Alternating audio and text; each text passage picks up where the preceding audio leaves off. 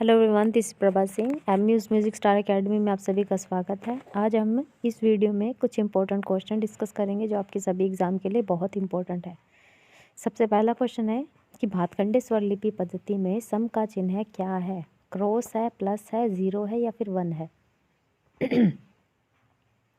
भातखंडे स्वर लिपि पद्धति में सम का चिन्ह क्या होता है? क्रॉस होता है, प्लस होता है, ज़ीरो होता है या 1 होता है?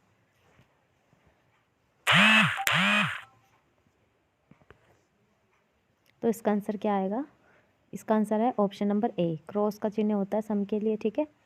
दूसरा क्वेश्चन आता है कि राग बागेश्वरी में पंचम स्वर जो है वो किस चीज़ को प्रदर्शित करता है? विवादी को, अनुवादी को, वादी को या संवादी को? राग बागेश्वरी में पंचम स्वर जो होता है वो किस चीज़ को प्रदर्शित करता है? विवादी, अनुवादी, वादी या संवादी?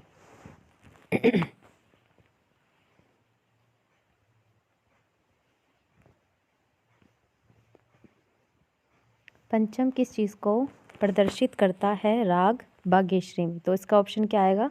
ऑप्शन नंबर ए, विवादी। ठीक है, विवादी स्वर के नाते यूज़ होता है। ऑप्शन 3 है कि गामा रेसा जो है ये स्वर समूह जो है वो किस राग का है? भैरव का, यमन का, बिलावल का या आसावरी का?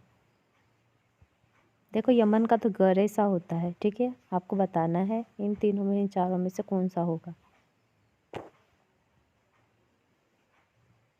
तो इसका जो सही ऑप्शन होगा वो क्या होगा? ऑप्शन नंबर ए, भैरव का।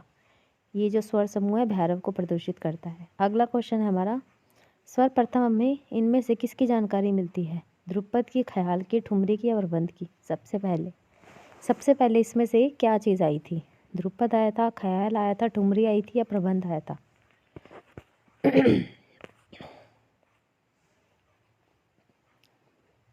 तो क्या आएगा इसका आंसर? आंसर इसका ऑप्शन नंबर डी, प्रबंध जो है वो सबसे पहले आया था। ओके। अगला क्वेश्चन है हमारा, दीपचंदी ताल जो होती है वो किस में बजाई जाती है? ज़्यादातर दीपचंदी ताल किस चीज़ में देखने को मिलती है? ध्रुपद में, ख्याल में, ठुमरी में, टप्पा में? दीपचंदी ताल जो होती है वो ज़्यादातर किस में बजाई जाती है? ध्रुपद में बजाई जाती है, ख्याल में बजाई जाती है, ठुमरी में या फिर टप्पा में? तो इसका आंसर क्या आएगा? इसका आंसर आएगा ऑप्शन नंबर सी, ठुमरी में बजाई जाती है। 14 मात्रा की होती है दीपचंदी ताल। अगला है, ओड़व संपूर्ण जाति का राग बताना है, इनमें से कौन सा है?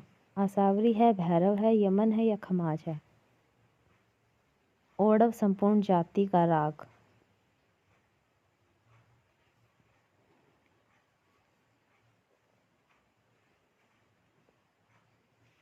क्या आएगा इसका आंसर? ओड़व संपूर्ण जाति का राग कौन सा है? तो इसका आंसर आएगा ऑप्शन नंबर ए, आसावरी जो है वो ओड़व संपूर्ण जाति का राग है। अगला क्वेश्चन हमारा, टप्पा गायकी के लिए प्रसिद्ध ताल कौन सी है? ब्रह्मताल, तीन ताल, पंजाबी ताल या एक ताल? टप्पा गायकी के लिए सबसे बेस्ट ताल जो है वो कौन सी मानी जाती है? ब्रह्मताल मानी जाती है, तीन ताल मानी जाती है, पंजाबी ताल मानी जाती है या फिर एक ताल मानी जाती है? देखो, टप्पा जो है ये पंजाब की गायकी है, तो इसमें से पंजाब से रिलेटेड कौन सा वर्ड दिख रहा है आपको? ब्रह्मताल तो नहीं होती, तीन ताल भी नहीं होती, एक ताल भी नहीं होती टप्पा गायकी के लिए। तो क्या होगा इसका answer? Option number C, Punjabi ताल। ठीक है। अगला क्वेश्चन हमारा, भातखंडे विश्वविद्यालय कहाँ स्थित है? पूना, ग्वालियर, लखनऊ या मद्रास?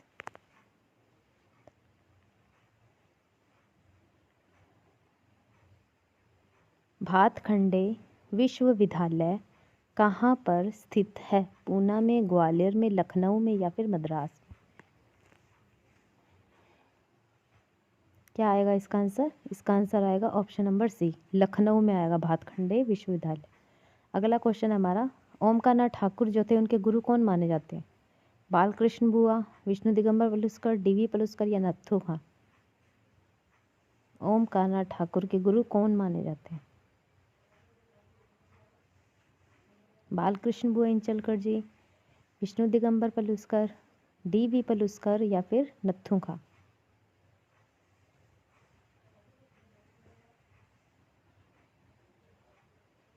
इसका आंसर क्या आएगा?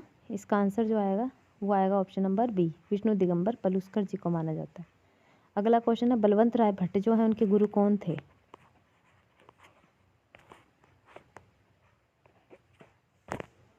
विष्णु दिगंबर पलुस्कर, नत्थू खां, ओमकारनाथ ठाकुर या बालकृष्ण बोयनचलकर जी।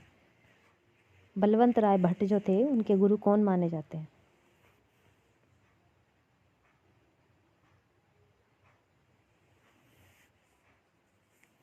क्या आएगा इसका आंसर? इसका आंसर जो आएगा वो आएगा option number C, Omkarnath Thakur जो है वो बलवंत राय भट्ट के गुरु माने जाते हैं। अगला क्वेश्चन है, राग विज्ञान के लेखक बताना आपको कौन से हैं? अमीर खुसरो, भातखंडे, विष्णु दिगंबर पलुस्कर या डी वी पलुस्कर। राग विज्ञान एक ग्रंथ है, इसके लेखक कौन माने जाते हैं? अमीर खुसरो, भातखंडे, डी वी पलुस्कर या विष्णु दिगंबर पलुस्कर।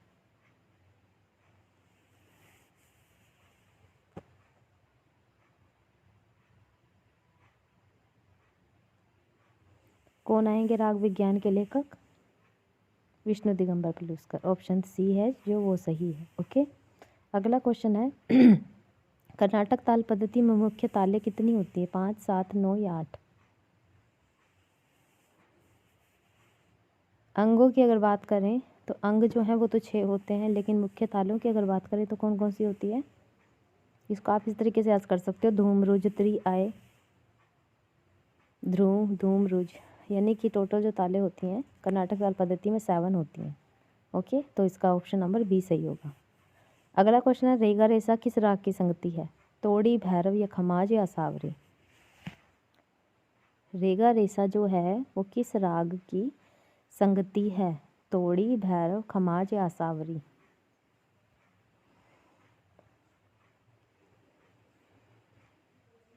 रेगा रेसा किस राग की संगति है? तोड़ी, भैरव, खमाज या असावरी।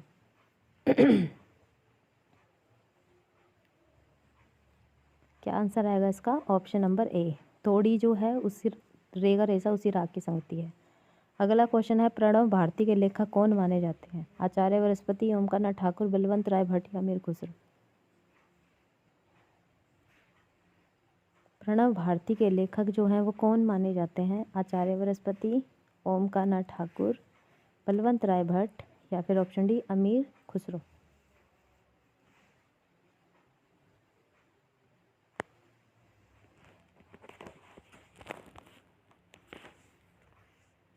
तो इसका आंसर जाएगा वो आएगा ओमकारनाथ ठाकुर। ए नहीं है इसका आंसर, ऑप्शन बी है। ठीक है, अगला क्वेश्चन है, मूर्छनाएं कितनी मानी गई हैं? 21, 22, 25 या 27। देखो ये मूर्छनाएं जो होती हैं वो ग्राम से बनती है। ग्राम जो है हमारे 3 माने गए हैं, तो उस हिसाब से 1 ग्राम की 7 मूर्छना होती है, 2 ग्राम के हिसाब से करें तो 14 होती है, 3 ग्राम के हिसाब से अगर हम काउंट करते हैं तो टोटल जो मूर्छनाएं बनती हैं वो 21 बनती हैं। तो ऑप्शन इसका ए सही होगा। अगला क्वेश्चन है, श्रुतियों की कितनी संख्या मानी गई है? 18, 21, 22 या 28। देखो श्रुतियों की अगर जातियों की बात करें तो 18 आती हैं, मूर्छनाओं की बात करते हैं तो 21 आती हैं, 22 जो होती हैं वो श्रुतियों की संख्या मानी गई हैं। षड्ज ग्राम की और मध्यम ग्राम की अगर दोनों की मिलाते हैं तो इसकी जातियाँ जो बनती हैं वो 18 बनती हैं, लेकिन यहाँ पे श्रुतियों की बात हुई है तो श्रुतियाँ कितनी बनती हैं? 18, 20, 21 या 22।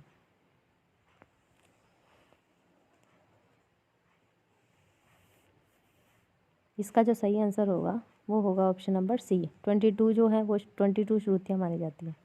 अगला क्वेश्चन है, पहले ग्रामों की संख्या कितनी हुआ करती थी? 2, 1, 3 या फिर कोई नहीं। पहले जो ग्राम माने जाते थे वो कितने माने जाते थे? 2 माने जाते थे, 1 माने जाते थे, 3 या फिर कोई नहीं।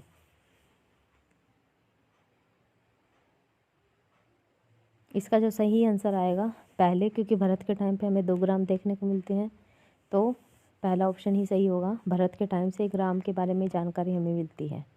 अगला क्वेश्चन है, विकृत स्वरों की संख्या कितनी मानी गई है? 3, 4, 5 या 1।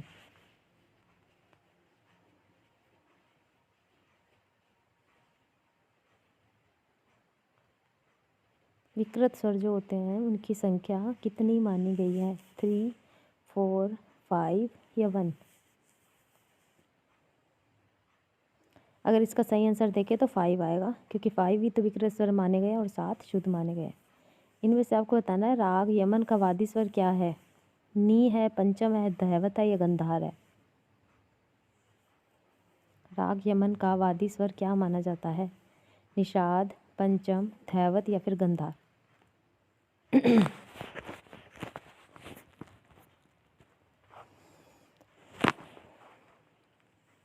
इसका सही आंसर क्या आएगा, गंधार। और अगर संवादी की बात करें तो कौन सा आता है, निषाद आता है। अगला क्वेश्चन है राग यमन जो है थाट क्या है इसका, बिलावल, खमाज, कल्याण या तोड़ी। राग यमन जो है ये सायंकालीन संधि प्रकाश राग की श्रेणी में आता है, क्योंकि इसका टाइम जो है 4 से 7 बजे के बीच में होता है शाम को, 7 से 10 बजे के बीच में होता है शाम को। तो इसलिए ये जो थाट है कल्याण थाट के अंतर्गत रखा जाएगा और ये संधि प्रकाश राग की श्रेणी में आता है। तो इसका ऑप्शन सी सही होगा। अगला क्वेश्चन है कि एक ताल में आपको विभाग बताने कितने होते हैं। 4 होते हैं, 3 होते हैं, 2 होते हैं या 5 होते हैं।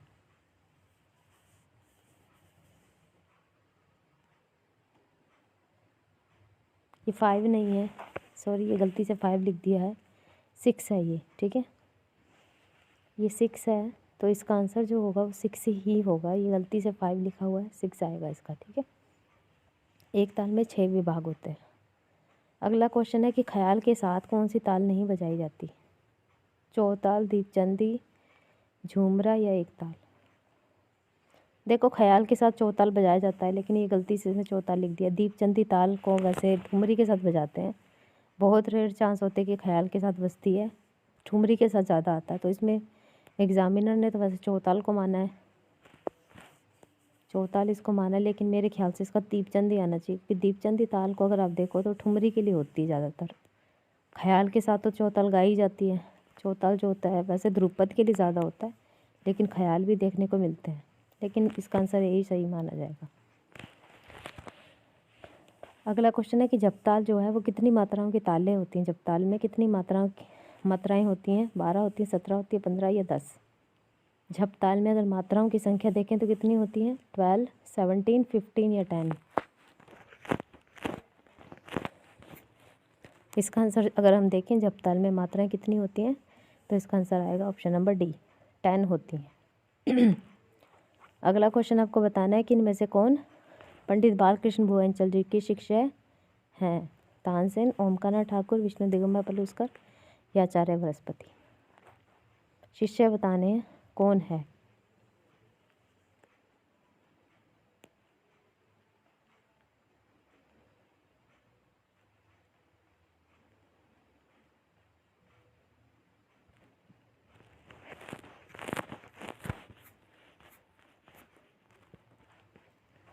बालकृष्ण भुवनचल जी के शिष्य कौन है। तानसेन है, ओमकानाथ ठाकुर है। तो इसका आंसर क्या आएगा, ऑप्शन विष्णु दिगंबर पलुस्कर। और विष्णु दिगंबर के शिष्य कौन है, ओमकानाथ ठाकुर। अमीर खुसरो किसके दरबार में थे। मोहम्मद शाह रंगीले, औरंगजेब, अकबर या कोई नहीं। देखो इसमें मैंने गलती से औरंगजेब लिख दिया है, लेकिन अमीर खुसरो जो थे अलाउद्दीन खिलजी के दरबार में आते हैं। औरंगजेब जो है, ये अमीर खुसरो जो है अलाउद्दीन खिलजी के टाइम पे देखने को मिलते हैं। ये औरंगजेब गलती से इसमें यहाँ मेंशन कर दिया, यहाँ पे अलाउद्दीन खिलजी आना था।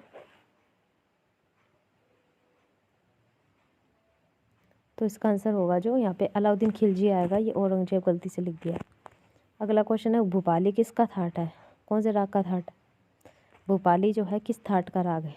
खमाज का, कल्याण का, काफी का या तोड़ी का। भूपाली जो है वो किस थाट के अंतर्गत आता है। खमाज के अंतर्गत आता है, कल्याण के अंतर्गत आता है, काफी के अंतर्गत आता है या फिर तोड़ी के अंतर्गत आता है।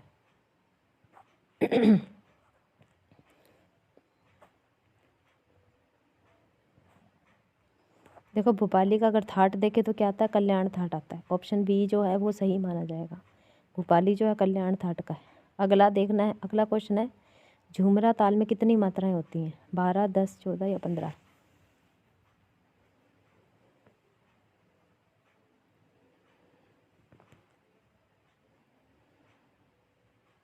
झूमरा ताल में अगर मात्राएं देखें तो कितनी होती है, 12 होती है, 10 होती है, 14 या 15।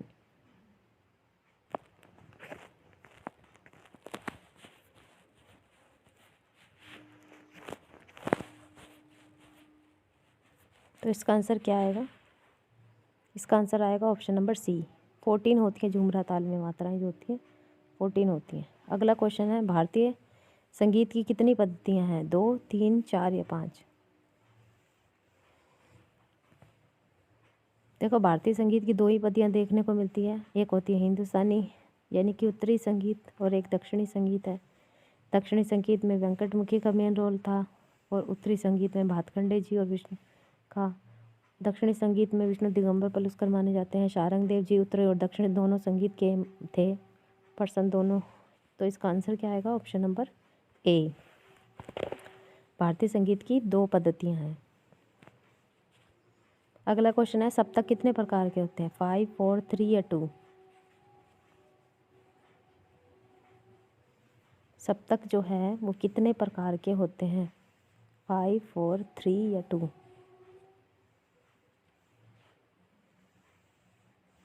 ये तो नॉर्मल सा क्वेश्चन है, सबको ही पता है। मंद्र होता है, एक मध्य होता है और एक तार सप्तक होता है। 3 ही सप्तक होते हैं, लेकिन नोट की अगर बात करें तो तार अति तार भी हो जाता है। वैसे मेनली हारमोनियम के हिसाब से सप्तक जो है वो 3 ही माने गए हैं। ओके, तो इसका आंसर क्या आएगा? Option C. अगला क्वेश्चन है विकृत स्वरों के कितने प्रकार होते हैं? देखो यहाँ पे 5 लिखेंगे ज़्यादातर लोग, लेकिन मैं यहाँ पे टाइप पूछ रही हूँ। यहाँ पे पूछा गया टाइप, कितने टाइप के होते हैं विकृत स्वर? देखो 2 टाइप के तो होते हैं ना विकृत स्वर, एक को हम कोमल बोलते हैं और एक को तीव्र बोलते हैं। मैंने वैसे नहीं पूछा कि कितने स्वर होते हैं, मैंने ये नहीं पूछा कि विकृत स्वर कितने होते हैं। यहाँ पे मैंने पूछा है कि कितने टाइप के होते हैं विकृत स्वर। तो 2 टाइप के होते हैं, एक को हम कोमल कभी एक को कोमल बोलते हैं और एक तीव्र बोलते हैं। उस हिसाब से कोमल और तीव्र जो 2 प्रकार के होते हैं। वैसे अगर स्वरों की बात करें तो विकृत स्वर जो माने जाते हैं वो 5 माने जाते हैं। अगला क्वेश्चन है स्वरों द्वारा ऊपर जाने की क्रिया को क्या कहते हैं? आरोह, अवरोह, तीव्र या कोमल?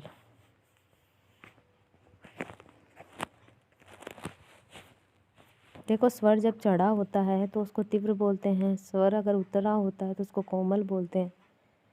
स्वरों द्वारा ऊपर जाने की क्रिया जो होती है उसको आरोह बोलते हैं और नीचे आने की क्रिया को क्या बोलते हैं? अवरोह बोलते हैं। तो इसका अगर ऑप्शन हम देखें तो इसमें जो ऑप्शन सही माना जाएगा वो होगा ऑप्शन नंबर ए, आरोह। अगला क्वेश्चन है राग में कम से कम कितने स्वर होने चाहिए? 6, 5, 7 या 4? राग में जो स्वर हैं कम से कम कितने होने चाहिए? कम से कम की बात हो रही है यहाँ, राग की बात हो रही है, थाट की बात नहीं हो रही। 6 होने चाहिए, 5 होने चाहिए, 7 या 4?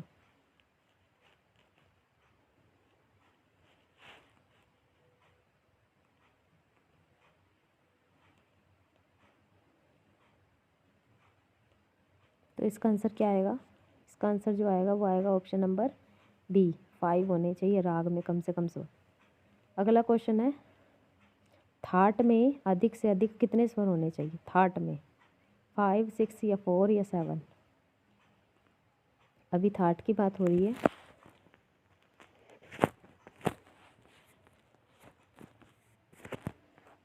थाट में अधिक से अधिक कितने स्वर होने चाहिए? 5, 6, 4 या 7?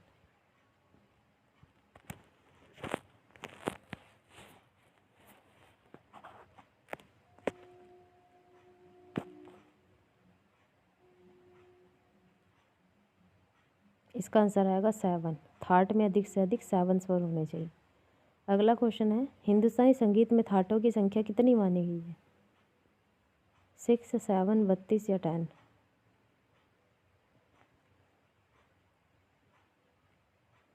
हिंदुस्तानी संगीत में थाटों की संख्या जो है वो कितनी मानी गई है? 6, 7, 32 या 10?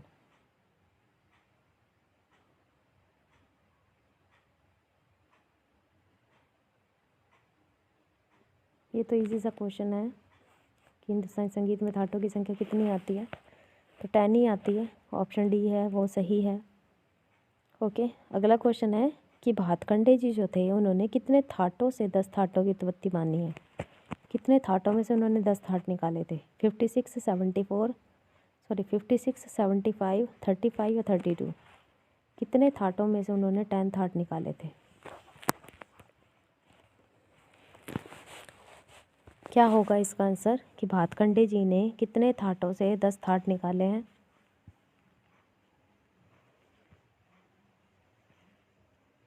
तो इसका आंसर क्या होगा? ऑप्शन नंबर डी, 32 में से। भातखंडे जी जो थे उन्होंने 32 में से 10 थाटों की उत्पत्ति मानी है। Thank you so much. अगर आपको ये वीडियो पसंद आई है तो प्लीज़ लाइक करना, शेयर करना and please subscribe to my channel also. Thank you so much.